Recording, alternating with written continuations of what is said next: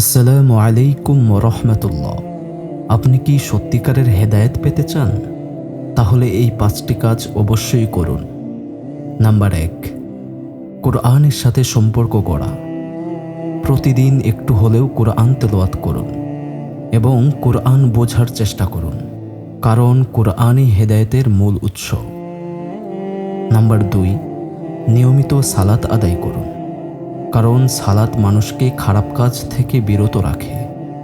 আল্লাহ তাআলা কুরআনের মধ্যে বলেন, ইন্নাস সলাতা তানহা আনিল ফাহশাই ওয়াল মুনকার। নিশ্চয়ই সালাত সমস্ত প্রকার মন্দ কাজ থেকে বিরত রাখে। নাম্বার 3, দোয়া করা, হিদায়াত চাওয়া। আল্লাহর কাছে হিদায়াত চান, যেমন ইহদিনাস সিরাতাল মুস্তাকিম। হে আল্লাহ, সঠিক পথে পরিচালিত করুন। নাম্বার 4, ভালো মানুষের সাথে থাকা। যারা আল্লাহকে ভয় করে, তাদের সাথে থাকলে আপনিও সঠিক পথে চলতে পারবেন।